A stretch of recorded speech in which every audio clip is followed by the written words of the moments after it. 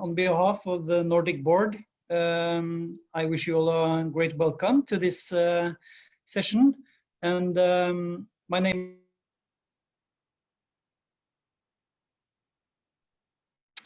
I represent Norway in the Nordic board, and with me I have Morten Østegård Hansen, which well, before we proceed with the program for today, I'll ask Morten to tell us a little short about IAKS Nordic and what existing members and new members could expect from IAKS membership. So, Morten, before we proceed and to let further people come in, could you tell a little short about the IAKS Nordic Foundation? Yeah, well, it's yeah, welcome from me as well. It's very great to see so many people here.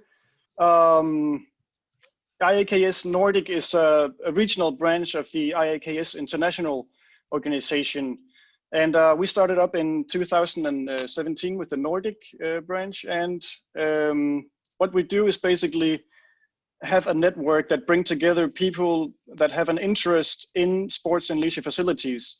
And that could be in all sorts of ways, so both companies and municipalities and governmental institutions and whatnot.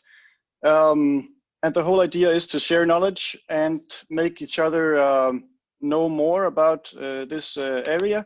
And we do events and webinars like this, and we also meet when we can and do study trips and stuff like in that order. So it's a very active and very great way to become more knowledgeable and to get to know more people within your own region or own branch. So it's yeah, there's a lot in it, and it's only 120 euros per year, so you should consider it and talk to your organization about joining as a member.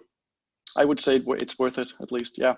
And I with us from Denmark we have JAKOB RATHLEV, which is the managing director of the Danish Institute for Sports Studies, which have the objectives to conduct social science research projects in the field of sports and other leisure activities, and to stimulate the public debate with knowledge in these terms as they shall today.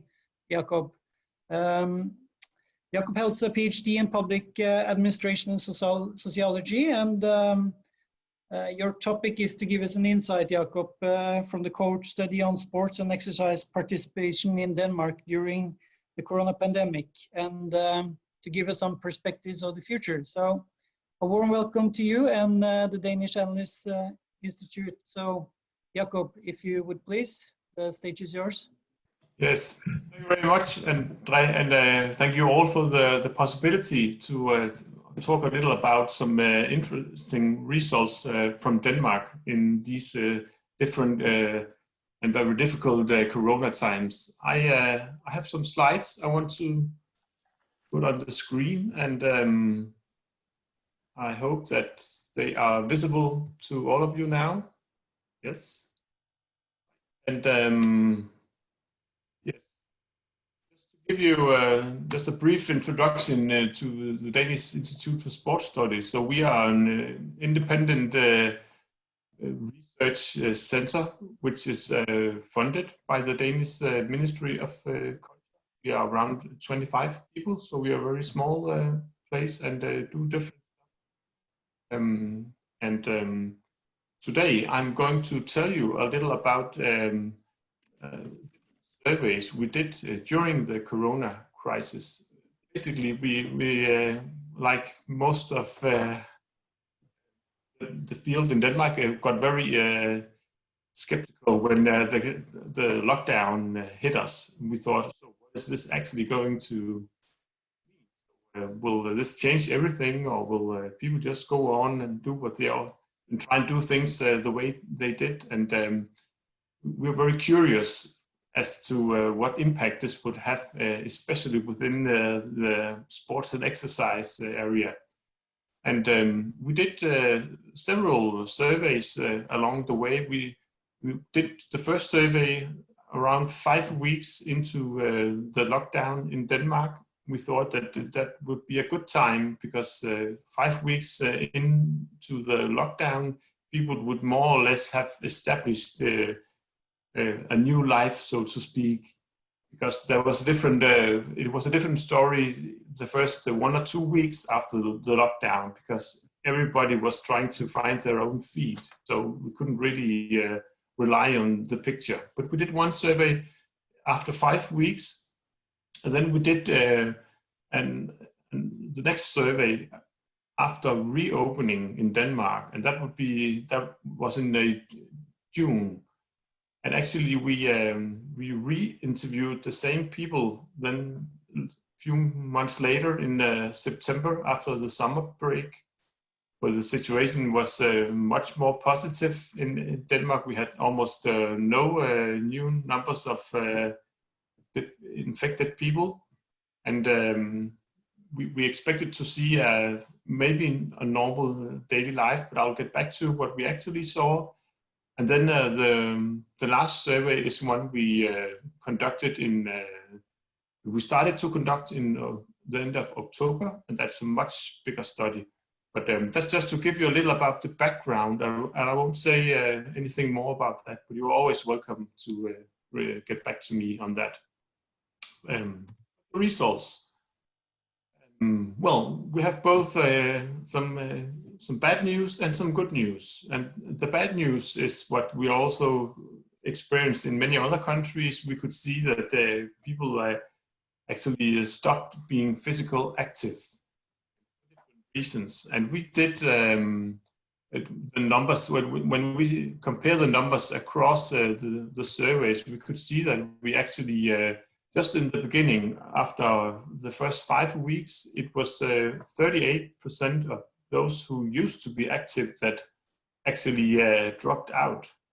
And then in September, when things had reopened again and people were actually having the opportunity to go back to what they used to do, it was still 20% of those who used to be active that were still inactive.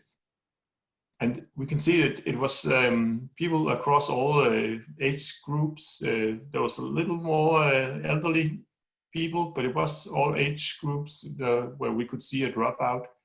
And we could see that it was especially within what we in Denmark would say would be the organized context. That would be the sports clubs and the fitness centers, where we could see there was a lot of people who didn't return to their usual activity. And we actually expected people to substitute into other different activities during the crisis, because when a club activity closes down, you might want to go out and maybe take your bicycle, or maybe go run a short trip or something like that, just to stay in shape. But actually people, they just completely stopped being physical active, even though things gradually opened again. And when we look into the reasons for why people are no longer active, we could see that in the beginning, closed activities was of course a very dominating reason, but that's no longer the dominating reason. We could see that the lack of energy and taking a break is actually also very dominant. And then also fear of infection, especially elderly people who are actually has a good reason to be afraid of infection. They don't feel it's fully safe to return to their usual activity. It's different reasons why people haven't come back yet. This is, of course, something that troubles a lot of people, because is it realistic to have people to join the clubs again? Can we actually just expect that they will come back out of nothing, or how can we actually make this happen? And so that was the bad news. And luckily, we also have some good news. We can see that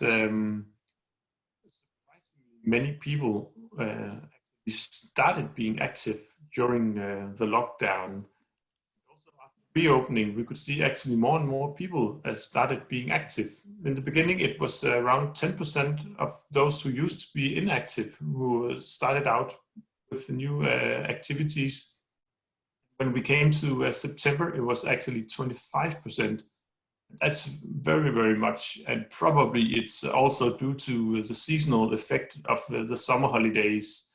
So we don't expect everything to be a question of the new corona reality, but it's for sure something changed, and we could see that it was especially people who got more spare time, because a lot of people had to start working at home, so they actually saved a lot of time because they didn't have to commute. And we could also see that people had been involved in a lot of activities that were postponed, and suddenly people they were not that busy after all.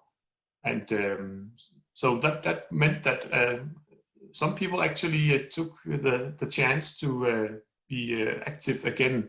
And we can see that it's primarily people who are doing self-organized things. So they are out for walking or running or doing fitness or bicycling. So it's basically very, very different things from those who stopped being active. So this is another kind of segment, another kind of people we are talking about here. And we can see that it's, again here, it's all age groups. We can see that there are new starters, but it's particularly between 18 and 39 years. And what is also very interesting is that it's people who are driven with an inner motivation. So it's more like they really want to be active, but they probably didn't have the opportunity because they are living busy lives, or I don't know. So, but this is of course a good news that we could see that okay, some people are actually stopping, but new people are actually starting during the crisis.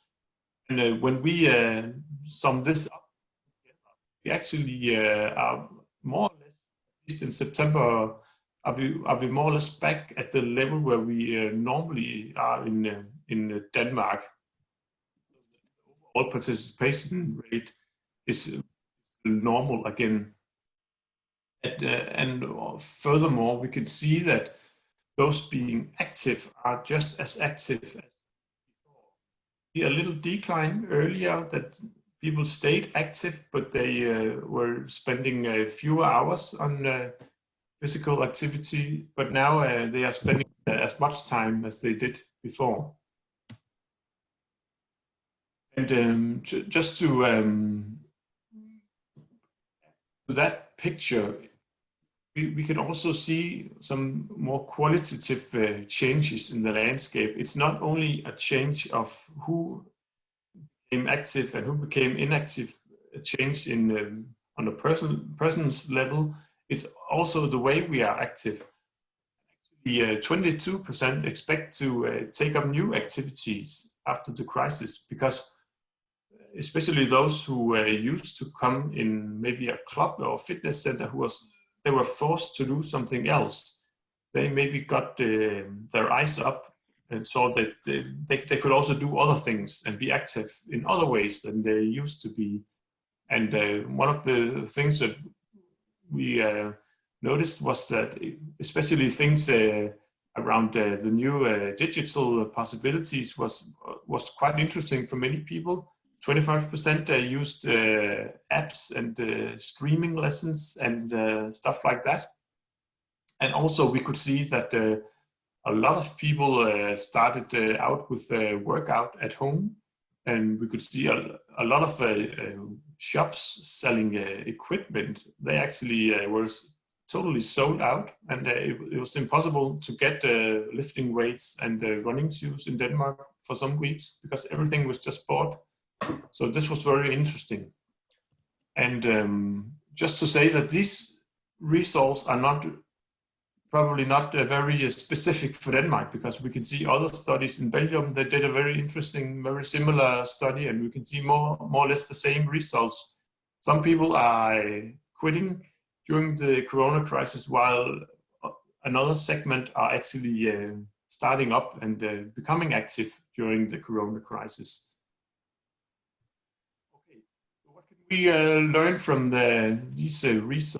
Well, first of all, we can see that there is a very big difference when it comes to these organized activities. They are so very important to some people, because those who became inactive were typically active in an organized thing, a sports club or maybe a fitness center.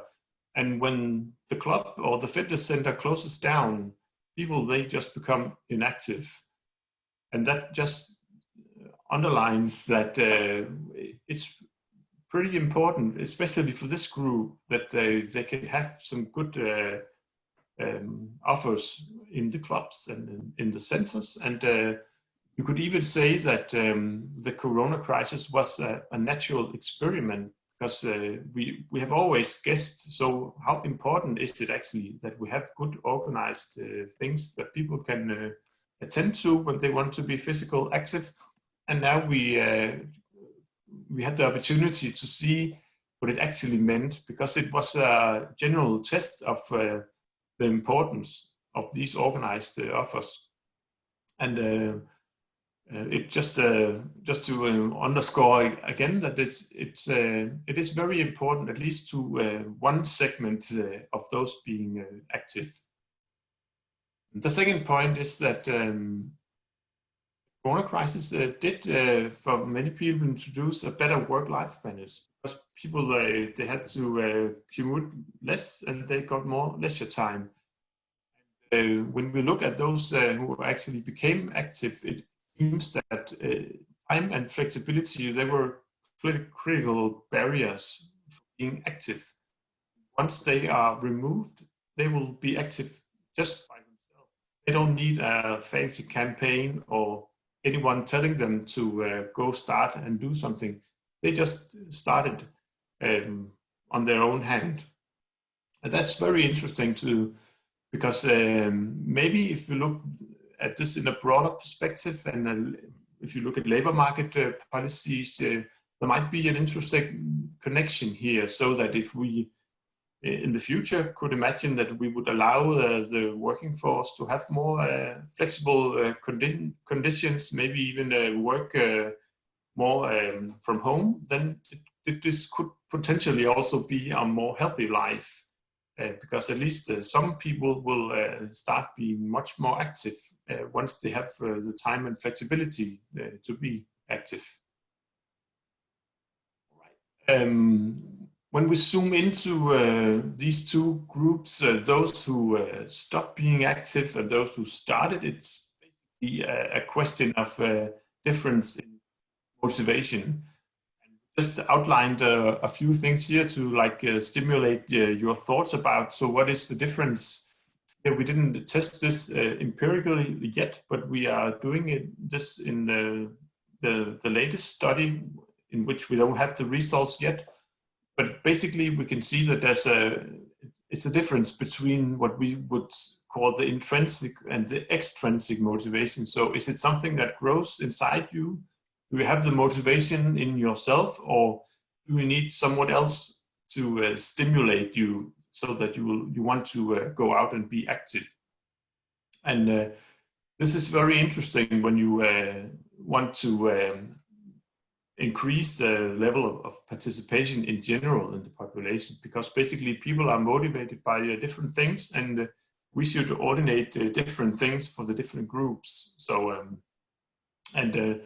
especially the extrinsic motivation is very important to the group that stop being active. So it's very important that we have good things to offer in the clubs and the centers, but it's also very important maybe that people are dragged along to the activities, and that they have scheduled training and stuff like that to get them going and stay active. Right, a last learning point before I'll give some perspectives. When we look closer into data, we can see that it seems that being active is a more fluid thing than we expected. Because even though we can see that 25% of those who used to be inactive are active now, 6% were momentarily active along the way. So actually we had even more people being active, but then they dropped out again. And similarly, we can see that 80% of those who used to be active are now active again, because we missed the 20%, but at least 10% were actually momentarily active along the way. So this indicates that people are shifting a lot more than we expected. And this might just be a thing during the crisis. We don't know that, but we'll do in the new cohort study we're doing, we'll look closer into this, and we are doing, we'll track people along for a whole year, and then we'll have a better understanding of what's going on here, because it's very interesting if this is more fluid, because that means it's easier to move the habits of people than we expected. Right, 2 slides with perspectives, just sum a little bit up. When we look at those who dropped out activity, we think that there will be a major getting them back. Some of them have a lack of energy because they simply stopped being active. And we know it from ourselves, maybe when you stop being active for a long time, it's very, very hard to get up and out of your home and start exercising again. We can also see different angle here, because the fear of infection is very important. That's across all age groups, but particularly the elderly age groups, and that calls for better hygiene out in the clubs and in the centers. That would be also a very important thing if we need to remove this barrier. And then we also thought, but we are not sure, so this is more like a hypothesis, that these people who dropped out, they were probably already at the edge of inactivity, because those people who are really, I just need to be active, and it's all my friends I'm meeting in the club, they will probably return by themselves. It probably won't be that hard. But those being at the edge, those who are maybe not that committed to being active, they are probably even harder to get back at this time. All right, and well, there's also the other story about the new active, because we can't expect them to stay active when the normal day return at some point during the new year, hopefully. So how can we grab this potential and see if we can have people still being active even though they are returning to their daily life? So how can we make this happen, and how should we approach it? If we look at it from the sports club's perspective, I think many people, they are maybe a little sad that it's always it's primarily people starting out by on their own hand, but maybe there's a potential here that they could embrace the development, and maybe they could have some new members. At least we can see there's a lot of people suddenly being active, so maybe they will be attracted to the clubs, but we don't know at all, because it is a different segment. All right. Finally, I just want to say that if we look at this from outside, we thought that there's a lot of difficulties in these corona times, but we can also see some big potentials. When you look at the general participation rate, we think that it would actually be possible to reach a new high level, because if we are able to get people back, those dropouts we lost along the way, and if we can maybe just retain a few of those new beginners, then we are actually in a very, very, very good situation, and maybe in a new record for Denmark at least, as for how many people are active at the same time. So we can see the potential here. Of course, it's not easy at all, but there is a potential if we can like seize the moment and get the best out of it. And that's also why we want to emphasize that we shouldn't stick to too much crisis management in these times. Of course, there's a lot of challenges to be dealt with, but we need to look at all the possibilities. We need to look ahead and see, so what could actually be good things coming out of the crisis.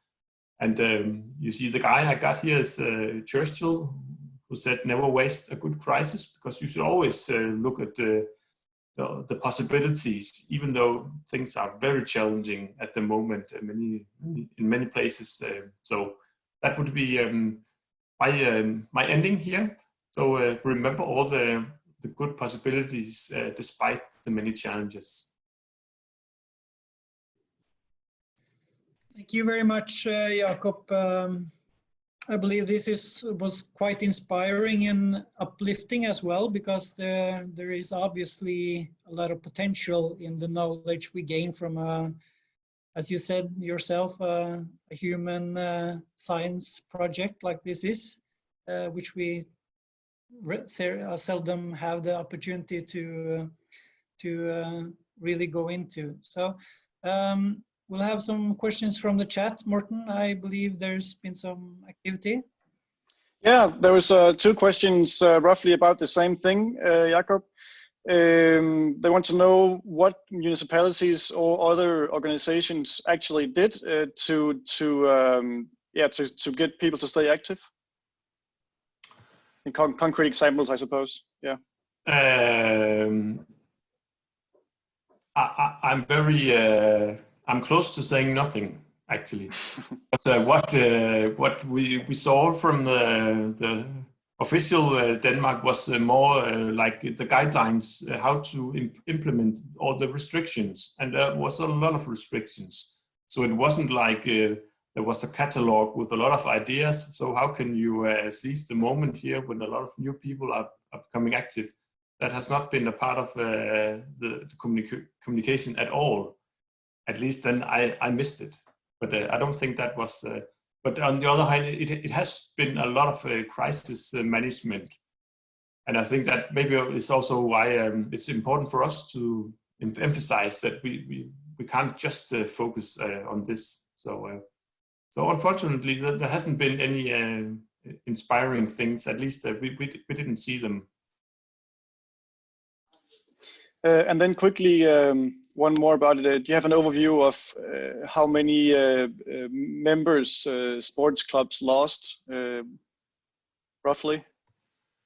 Or did they lose members? We don't have the numbers. We don't. So we actually don't know it. But some people know it. And but my guess is that. A lot of people expected, at least at the beginning, that this crisis would not last so long. So they probably didn't sign out of their membership, but they probably will if they won't be starting very, very soon, I think. So unfortunately, we don't get member data. That's a very political thing in Denmark. So it's very, very hard to get those out of the clubs, because there's a lot of political interest in member statistics, but I would expect a fall in the numbers of members, at least when we start, when we see the new numbers for 21. Yes, I think some of the other questions we can also bring up later in the common discussion and questions. But thank you very much. André, you can take over again.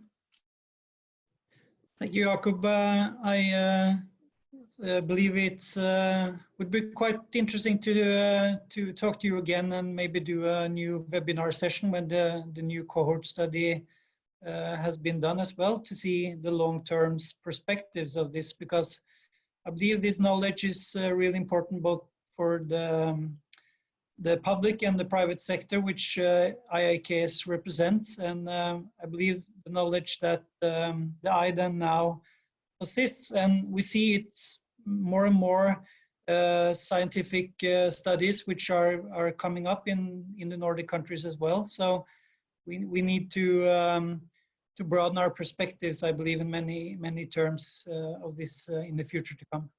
So a great warm thank you, Jakob, and we'll bring in MINTTU KORSBERG. MINTTU, are you with us? If you unmute your button.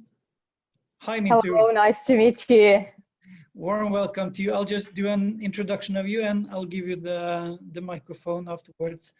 Everyone, MINTTU KORSBERG is with us now, and she lives in the wonderful town of Helsinki and is a former football player and works today as General Secretary of the National Sports Council, which is lies in the Ministry of Education and Culture in Finland.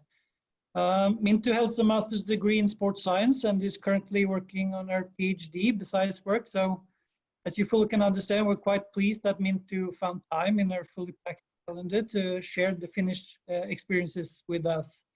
So, dear MINTTU, we're very glad to have you on board, and is very much interested in learning on how the situation in Finland and in the Finnish sports sector has been during this pandemic situation. So, if you'd please, a warm welcome to you. Thank you, Andre, and good afternoon, everybody. First, I have to apologize the small technical issues I had, as we have very strict security policies at the government network, so that's why I couldn't download to Zoom.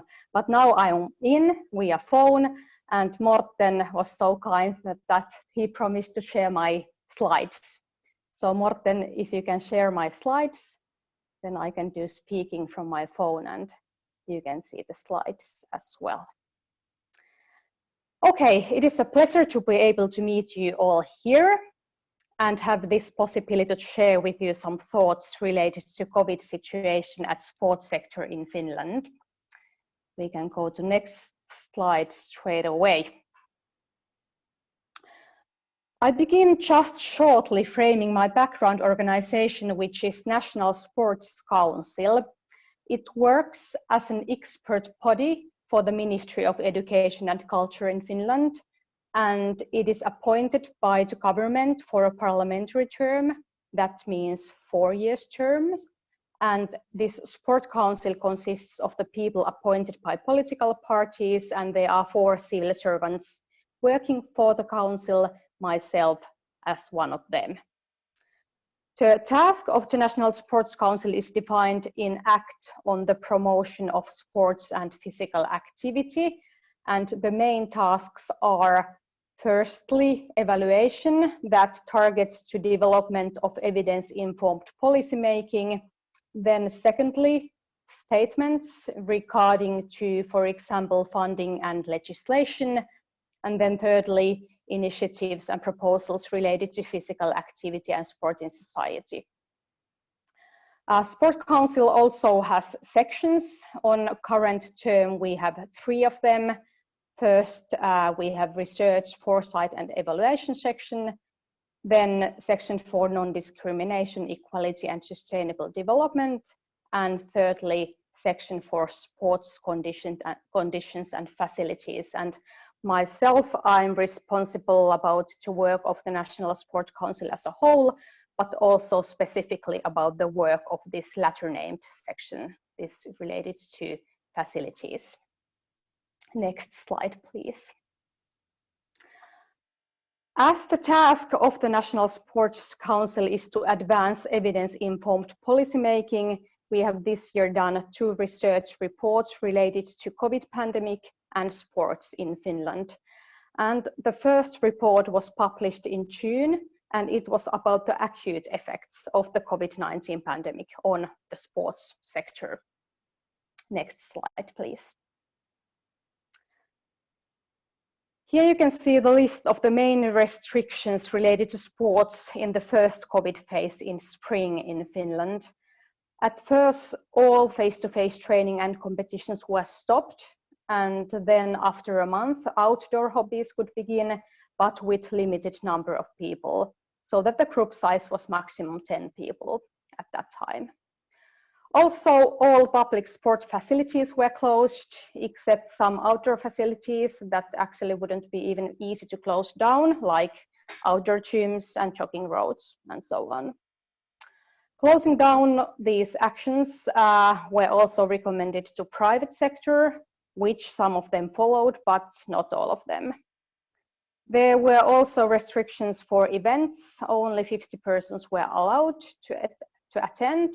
Later in summer, this increased to maximum 500 people.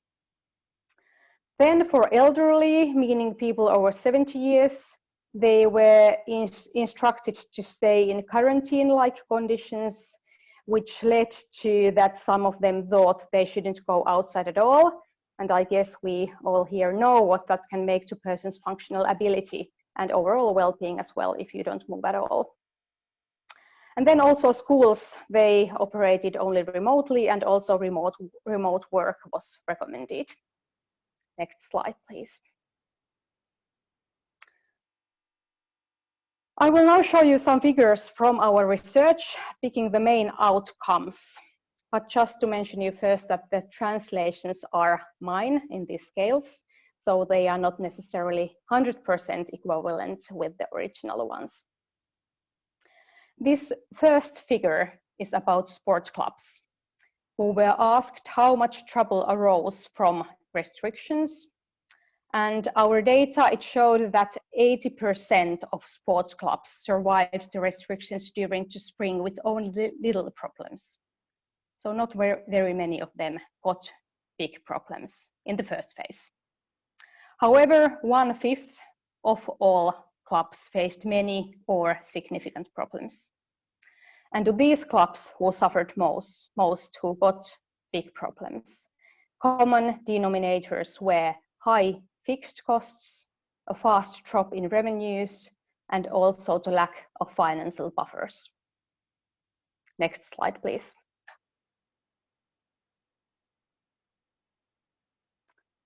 Then the situation in sports federations. The federations were asked what kind of effects the pandemic had on various activities. Nothing very surprising here, actually. Major impact were experienced on top sports, in sport events, shows and camps, and also on competition activities. And this is quite obvious. Next slide, please. Then municipalities who were also asked about the effects of the pandemic and restrictions on municipal sports services.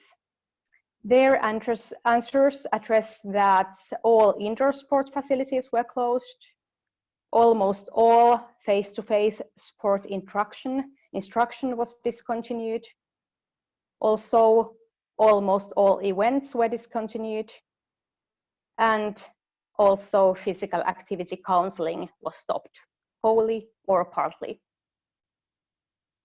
And next slide, please.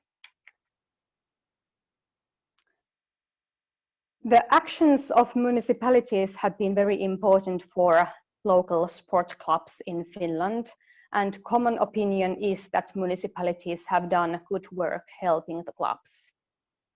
Most of the municipalities, they stopped charging facility rents when clubs couldn't use those facilities. And actually those sport clubs were in trouble who used private facilities instead of public facilities, as these private facilities weren't all closed and the clubs had to pay rents even though they couldn't organize activities there. But some municipalities, they even helped also clubs in these cases and promised to cover their rents. And many municipalities supported clubs also so that they decided not to recover the grants, even though the clubs couldn't implement the promised actions they had got the grant for. And next slide, please. And then also private sector was asked about the impacts of pandemic. And this research showed that private companies were the ones that have suffered most of the pandemic. And this includes also some professional sport clubs that operate as a company. Sport companies have experienced many consequences from pandemic.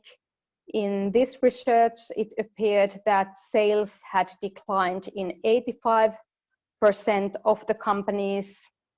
The number of customers had decreased in 80% of the companies.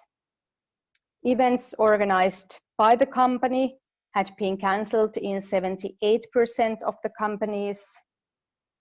Also, hygiene and cleaning measures had been increased in 64% of companies, and so on. You can see in this figure different consequences and how common they were.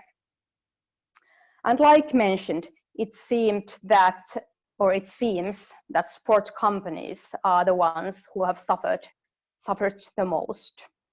In this research we did, almost 60% of the companies told that their turnover had dropped by at least half.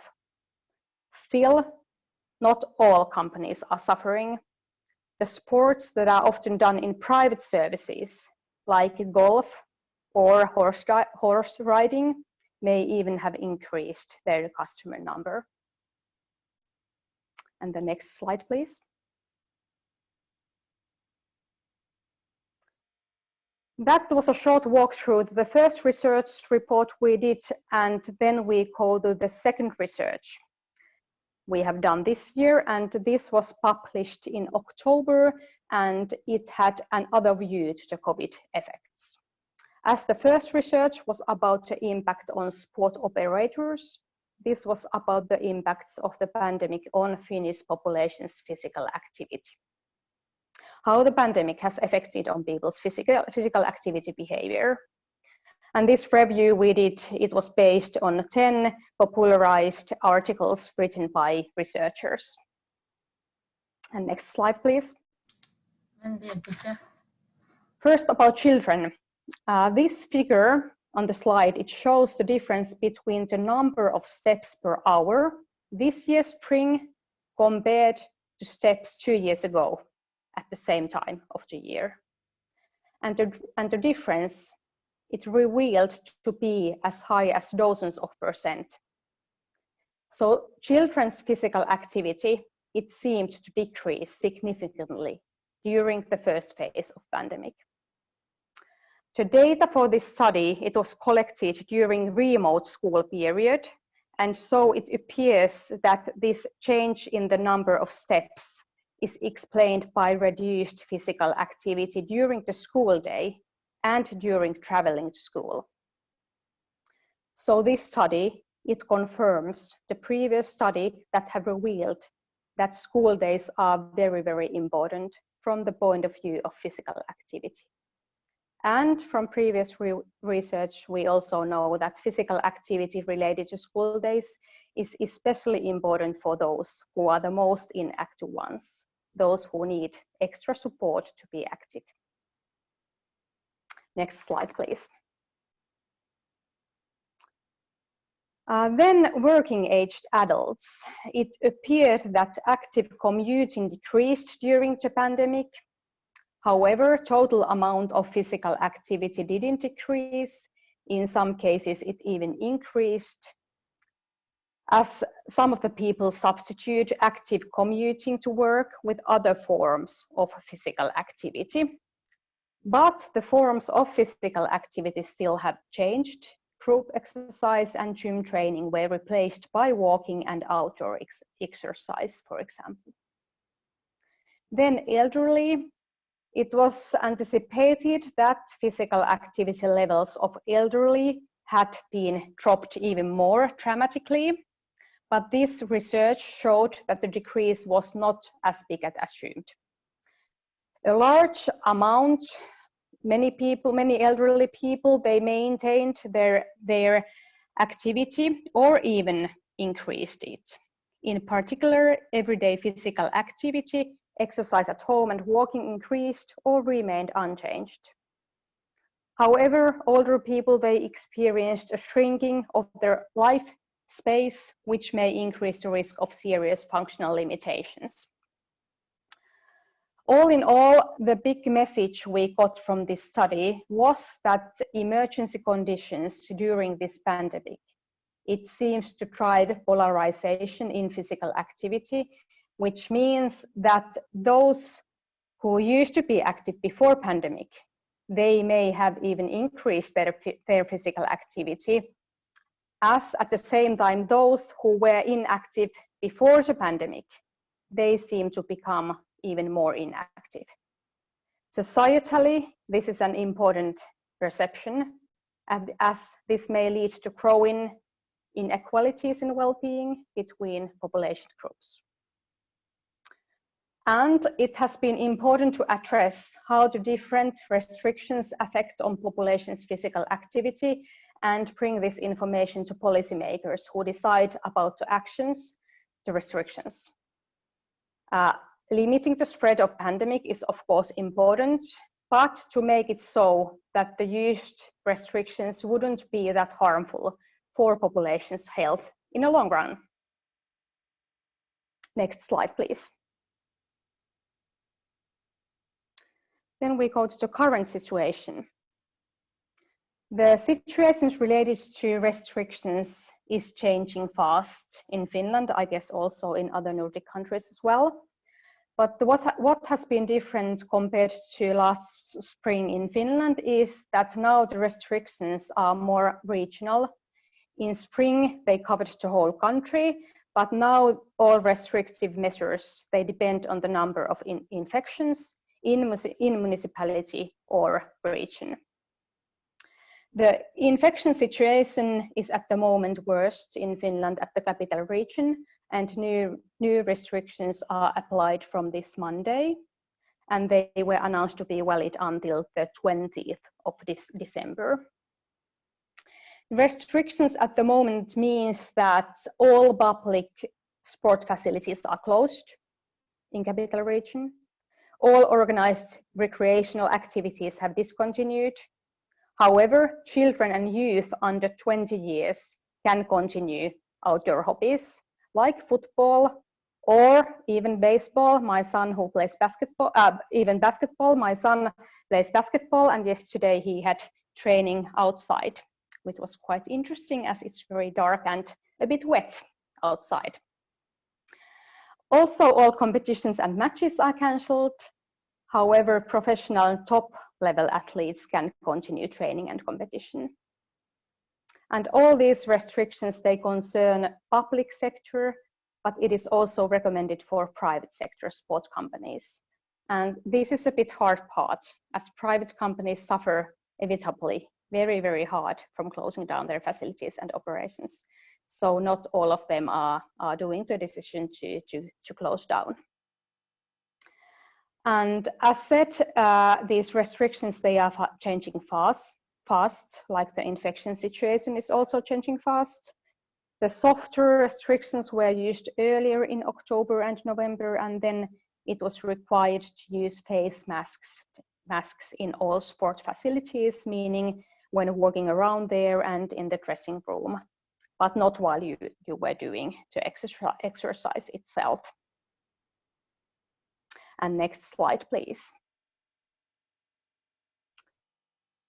I was also asked to share with you some creative or innovative solutions in dealing with COVID restrictions in sports and leisure activities in Finland, and here are a few of them. There has been a big increase in walking and different outdoor or nature recreation activities, and there has been a peak in some popular outdoor roads and national parks, even to the extent that they are overcrowded sometimes. Then also the development of different digital services has been fast related to sport and leisure activities, and this concerns all sectors, public, private and third sector. All training, competitions and also education is organized widely remotely. And for example, my kids who play basketball, like mentioned, they get live coaching in Zoom for muscle training and also the different drills with a ball. as well. Then also yard exercise classes has been organized outdoors, and also some municipalities, they have organized balcony exercise. That means that the instructor directs from the yard and people can do exercise at their own balcony. And target group has been especially older people for this activity. Also, some municipalities, they have organized personal trainers for elderly via phone calls. And for those older people who are not in very good conditions, it would have been so simple that the instructor has told in the phone that please stand up and then sit down, stand up and sit down, and so on.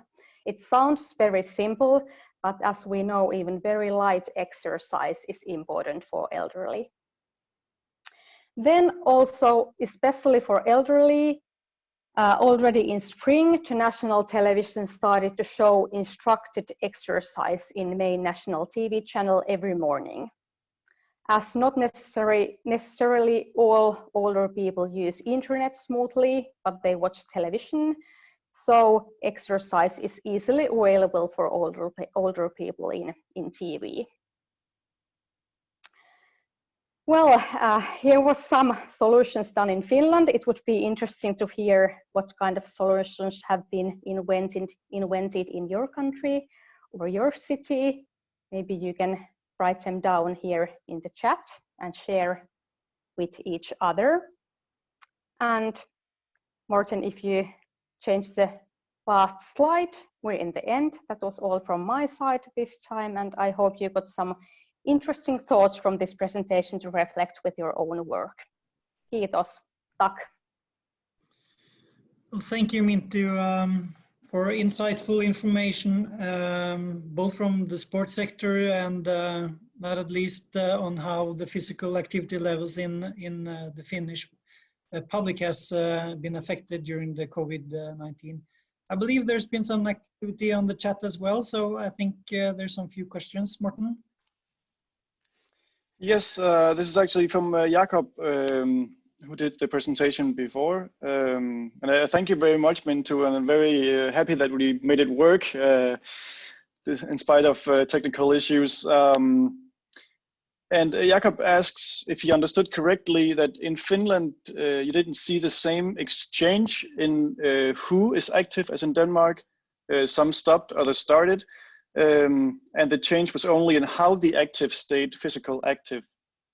But maybe you can repeat the part again, Minttu, about who became more active and who didn't, and why and how. There was seen polarization was getting deeper, so that this result was from children and youth, that those children who used to be active even before pandemic, they might have become even more active on pandemic time.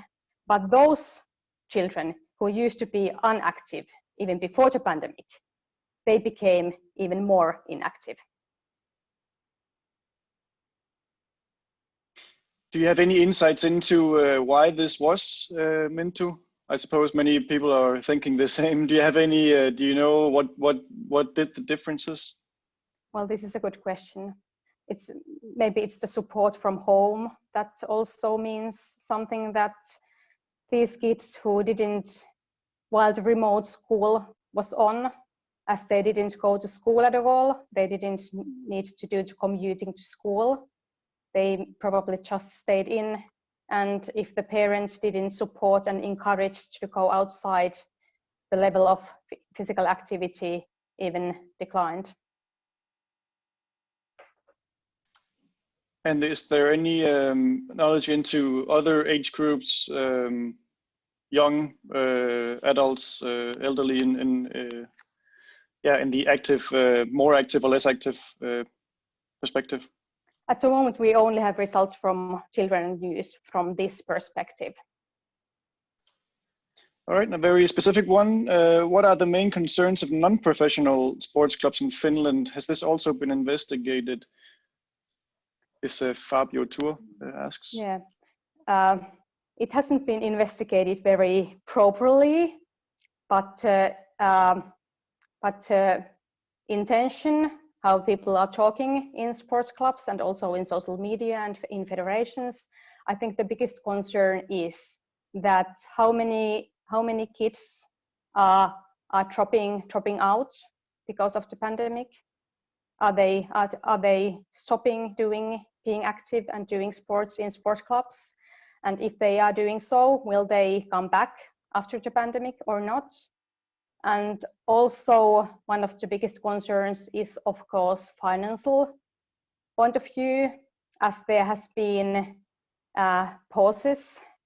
The club work has been discontinued for a while, as it's at the moment also in some clubs, is the financial, because many clubs nowadays, they have professional coaches working. So how are they able to pay the salaries if they are not, if there's no families participating in the activities and paying the fees? Great, thank you very much, Minttu. Are you still with us at the end, or do you have to go to another meeting, right? I'm able to stay. Okay, good. Well, then we will then we will just continue in the last maybe 5 or 10 minutes, all of us. Yeah, but that's it for now. And Thank you. It'll be we'll try to do so that any questions at the end, so you can think of them as we go along to our last, but not at least last session, which we have from Norway. And Bente Lier, she started as a Secretary General at Norsk Friluftsliv, or Norwegian Outdoor Council, in November. And Norsk Friluftsliv is the umbrella for the 18 large outdoor organizations in Norway. Bente is an economist with broad leadership experience from both private, governmental, and NGO sectors. And I believe she has a lifelong interest for friluftsliv, or open air life, which it also can be translated into. And has also been Secretary General for the Ski Association in Norway as well. So I believe Bente's experience and her present role as Secretary General will be interesting to know more about the importance of outdoor arenas during a pandemic situation like this has been. And I believe Bente as well has brought a representative from the Norwegian Orienteering Federation from Norway as well. So Bente, warm welcome to you all, and the stage is yours. Thank you very much, Andre, and thank you for being here. It's really interesting to hear, because what we say in the Nordics, we have a lot in common, but we also have our differences. And after now having listened to Denmark and Finland, I understand why you have asked us from Norway to talk about outdoor activities, because that, I think, is some difference also in this situation with the pandemic. So I too will share with you a presentation.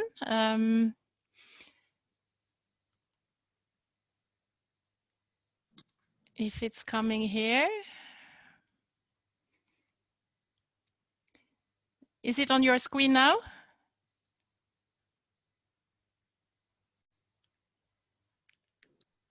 We see it. yes, it's You see it. Okay, go, I didn't Bente. hear anything. Yeah. Yeah. Okay, thank you.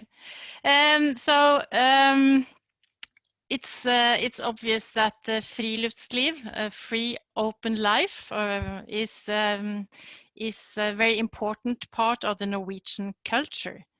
The term was first used by the famous playwright Henrik Ibsen in the 1850s, but the concept of being out in nature for purely recreational reasons is much older, and it has played an important role in building a unique Norwegian identity. And it's by far the most preferred leisure activity in Norway. 9 out of 10 say that they participate in outdoor activities. Children grow up with it, And Friluftsliv is also part of the life in kindergartens and in schools. And it's very common also activity together with the family.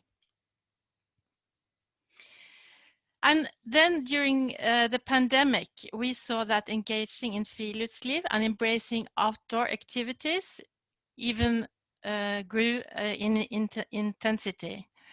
And the reason for that, we think, is simple. When many activities closed down, nature was open 24/7. It's used as an escape room, a place for disconnecting from worries, a place where you can meet together, be social with limited risks for being infected. And also in nature, we can smile and say hello also to strangers, and a friendly smile is really what we need in these days. And it has proved to be an important place for families to be together. After home office, it has been quite common to meet or to go with the family outdoor to have lunch or to have dinner. And also with closed restaurants, we do not cancel the dinner we have planned with friends. We do it outdoor instead. And I did ask some of you, the former speakers here, what do the government do to encourage people to go out in nature and exercise in nature when the normal organized activities are closing? Because the authorities in Norway, they have been very active in stimulating and making it interesting for people to go out. So my organization, Norsk Friluftsliv, and also the 18 outdoor organizations, they really do quite a lot of work to inspire people to go out. And what you see here is one ad that says, remember that nature is open 24/7. And what we see is that from an already high level that the importance have increased. 4 out of 10 Norwegians say that the importance about nature has increased during this period. And 1 out of 3 have increased their outdoor activity. In average, a Norwegian has been outdoor and done activities outdoor 3.5 times a week. This was during the summer.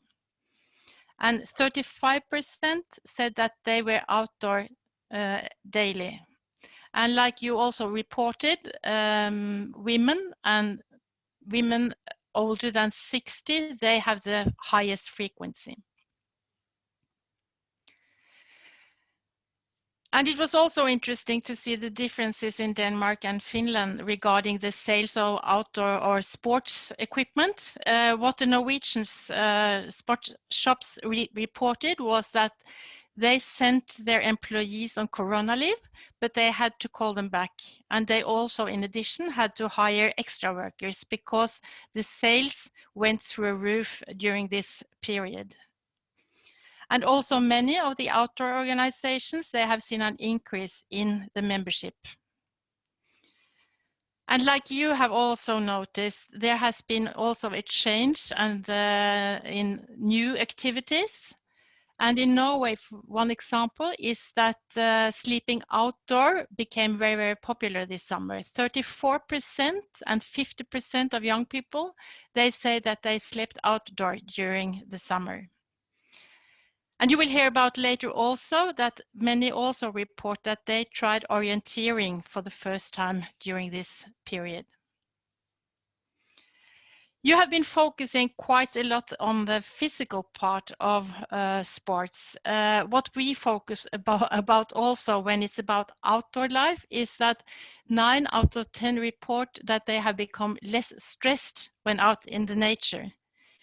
The physical outcomes or benefits are obvious, but we focus a lot also on the mental effect. We think that's very important.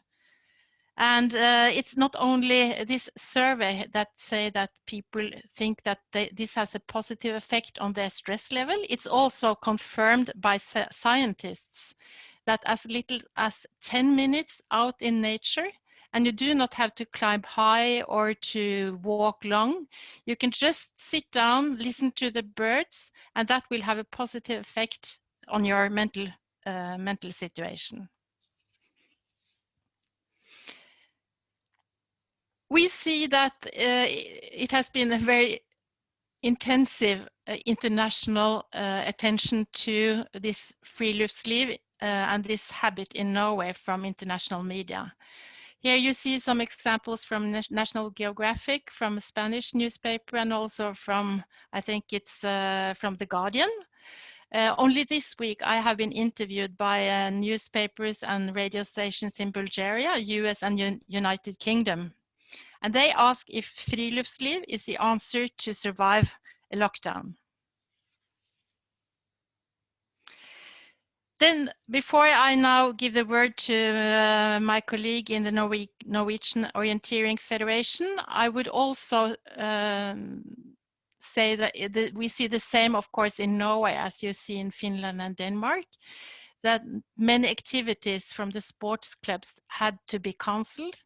But what is really impressive is how they did not only cancel, but they did establish new activities, and they also adjusted their activities.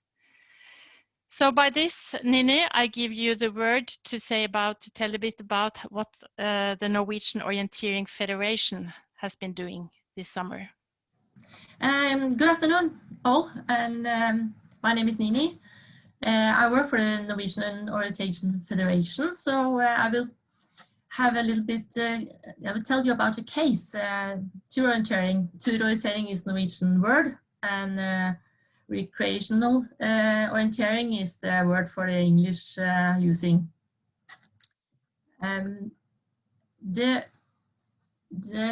Actually, the thing is that this concept, turorientering in Norway, is an outdoor activity, and this has actually been existed for 50 years old.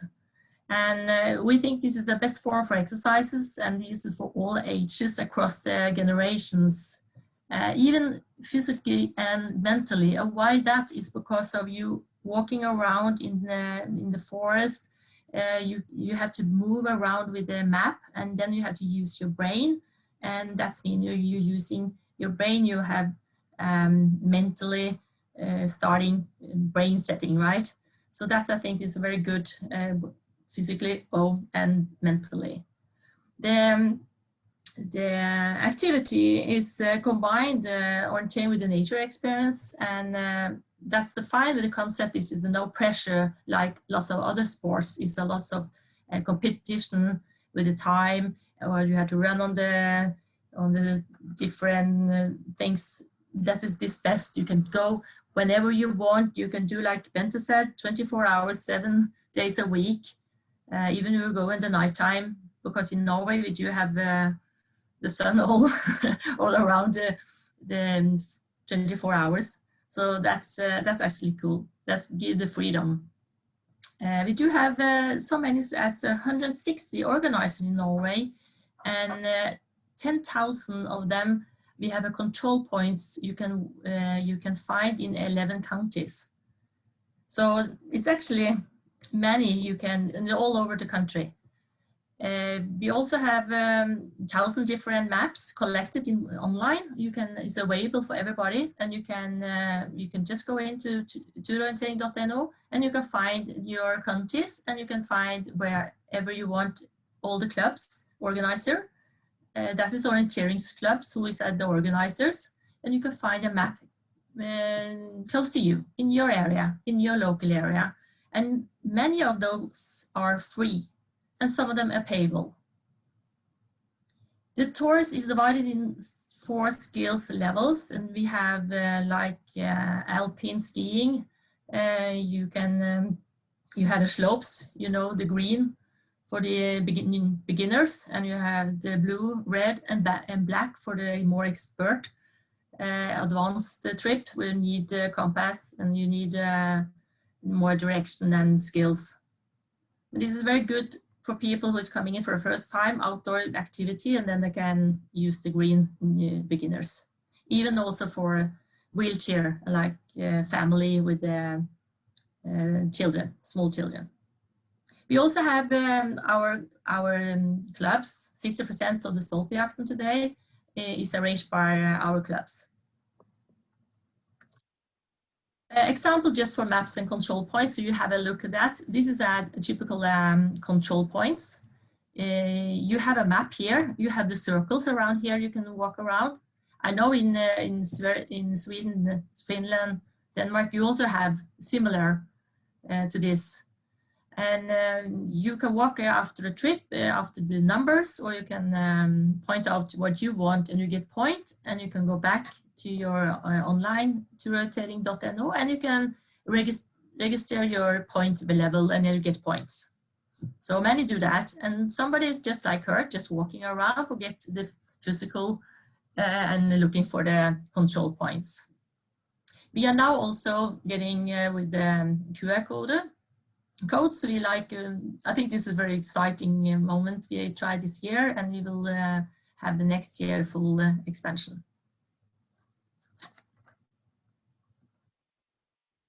I just want to see, you see that the green one here is there for the beginners, so it shows that is the easy map you can use.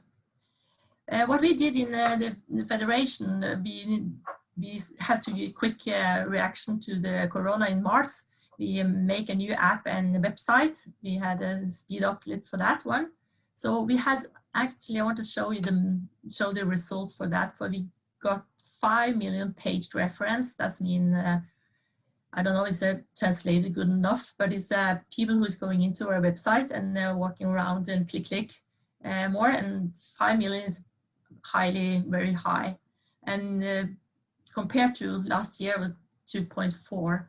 And in April, March, when the corona came, that was about 350% increased that spring. And totally on average for the year was about 105, so it's still high. So the number of the downloads maps was over 100,000. We have a new participant, 25,000 active. We do have a lot of more people in the base, but this is what active this year. And so we had to have the new app with the QR code for the next year and a year. And this 4 colors is the skills for the trips. So what happened? COVID came and everybody locked down all the sports. Nothing to do. What do people do in Norway when they don't have skiing and they don't have organized sport? That is very nice. We had the perfect product. We find out the Norwegian Health Authority. They told us to we need to exercise. We need to get out. That was recommended. And be 5 in group, and you have 1 meter distance from each other. And why you don't have that in the forest? So go out and get the control points from war and use the concept. They did that. There was a lot of people who want to try that. And so we in the federation, we had to reorganize internally because a lot of the competitions orienteering was locked down. And then they couldn't give some resources over to the part of the recreations orienteering. So I think that was a very good way to do it, actually, in my department also. We also modernized the website, changed different for the app, and we also changed the support routines because there were so many who called us and everybody wanted to try it, and there was lots of support we had to do at that time. In addition, we also have applied to funds in Corona because we can get some more money to make all the transactions for making the website and app. So that was great. And even the campaigns we also tried this year with to stimulate to get people out. And that's we get central marketing out in the country for all the clubs, help the club, all the organizers. The organizers clubs, if you understand that, we call them organizer in the website. They were eager to start the season earlier than the planned. Why that? Because the snow has gone in Oslo and people get frustrated when they don't have any snow to go skiing anymore, and then they have to do something and they get bored to be home, and the COVID actually force people to get out. So the orienteering in Norway was one of the highest or hottest activity actually, in outdoor. That was the finally. So we did have more available tours, and we also have a learning the way to use more digital than from the manual, because we have a lot of older people who is out to the clubs, and they like to do always, and they need to change their mind and think more digital. And we do have the digital platforms, so that is no problem. They're more thinking out of the district, how are we going to do and use it? But people don't want to go to shops. They don't want to go and buy in the gas stations, like the envelopes with all the maps in. So we needed to make the packages ready in platforms so they can just order from there. And the people pack them and deliver them by car, or just send them by post. I think it was a great changing for the people, and the clubs did a lot of improvement there. Could I just let you know that we have 8 minutes left, so if you could just speed a bit up, so we'll have time for some questions. I do. Yes. So you can read the more that, but what many new non-traditional orienteering people started, so that's a great part. I can just see the community was very important, and the effects for us was the interest exploded. We have a best increase ever. We have an enormous effort at clubs why we need a new participant. High rate of changing, that's I think we should say again. Digital challenges forced into a new way of thinking. People need to think another way. Attention from media was the game of the part. The part of the game to find the media had something to write on. They need to call us. They need to tell us about what is touring about, what the outdoor activities. So everybody had to go out now in Norway. Even the government was telling us that. Yes, high creativity among them organizers, yeah, and using different marketing. Yeah, just very fast. Many things we did in attention media was the most trendy activity. Even though been in 50 years, there was a trendy activity, and we need to modernize things a little bit. And here we have from the different newspapers. So the future, that's my last, I think. The future, what has it changed for the people's normal thinking, normal action of, I think it's very important to tell people that we have higher activities. Home office is actually a good thing. They get more creative ideas from the people. You have a more digital potential for making more activities. Cooperation with other people, with other organizations, doing more together. And I think giving more time and a community gives more innovation and new things. So we did now actually have people running, organizers want to have a new season plan for the Christmas and for the winter. And so exploring motivation between among organizers is the big numbers now. So that is we actually in the Federation had a big plan this winter to have expansion of this concept. So the Corona speed up the whole thing very good for us. So now we have come a pretty way longer for the next year. So if I have used my time, we will be now on the last slide. And I think I've been using my time. I don't know. Well, thank you, NINNI and Bente. This has really fulfilled our program today, I believe. And Morten, if you'll take some quick questions for Bente and NINNI as well.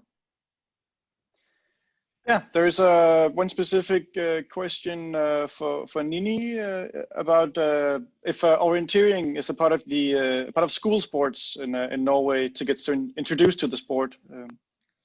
Yes, from Florian in Austria. Yes, we have what do you call it? We have Outlife school.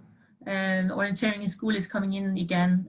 So we have our own manager for that part actually in the Federation Orienteering now. So he's working with all the schools, all the maps, collecting easy maps by school maps, we call them. So all schools in Norway are having an app around the school and even close to the area, and they can have the children to try orienteering, because this is one of the school action to have orienteering in the exercise. And maybe I could just shortly add that during this pandemic, both in schools and kindergartens, they have spent more time out in nature than they normally do. And that has also proven both for the employees and the children to be very popular. So hopefully that's something that will continue. Absolutely. Yeah, I think now we don't have very much time left, but I think it's very interesting to notice the overlapping things between what you said. Jakob talked about the motivations for citizens, both exterior motivations and intrinsic motivations, and then MINTTU talked about how they in Finland have phone operations. Operators call old people to teach them or to train them that way, and sing it and do exercise from the balconies as well, and which is extrinsic motivation specifically, I suppose. And also there are some common things about more nature and more activity in nature in general. And there are some questions about similar research papers as the ones Jakob talked about, for example, if they have similar ones in the other countries. So we of course advise you to share links in the chat if you have knowledge of any of this. And I think, yeah, instead of more specific questions, maybe we should give the speakers an opportunity to comment on the other speakers, what they said from the other countries, and if you have any final things you want to get out to people from almost around the world today.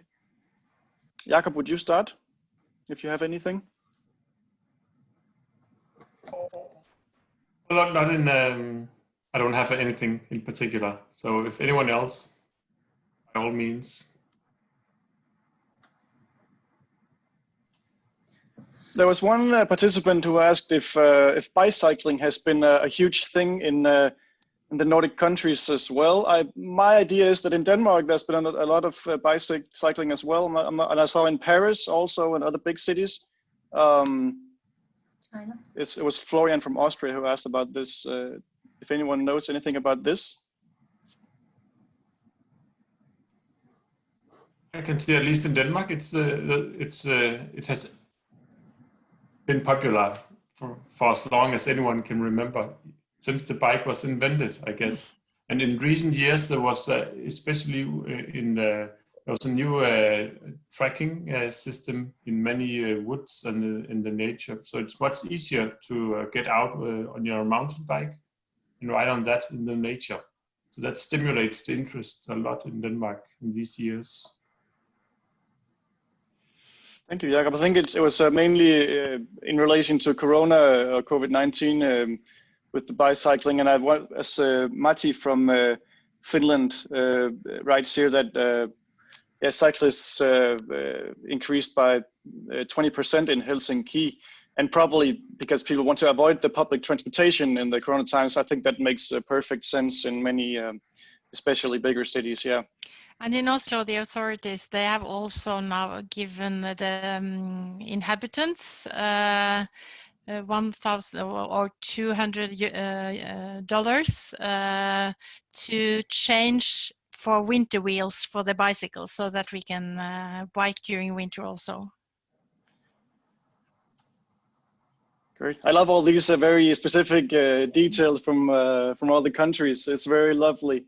And if you have any more examples or analysis or reports or something that you would like to share on these matters, so you can send them to my email. I'll write it in the chat, and then I can do a summary and some links and stuff, and also the presentation files to all who participated. I have a gathered list of all of you. So yeah, please do that, and I'll write my email, and don't hesitate to contact. André, you can take over again. Yeah, thank you, Morten, and I'll see our time has come to the end.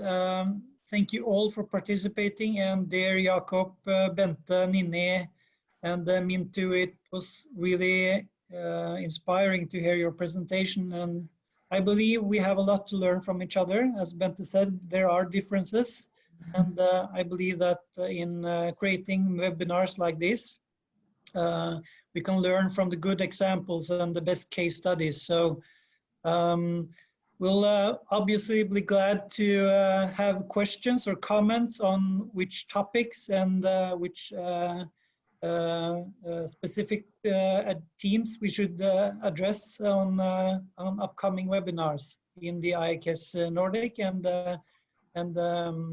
further on into the next year. So a highly thank you from the IAKS Nordic board to all of you, and this will also be found at our website, as Morten said. So those who didn't get to see this live can see it on their own.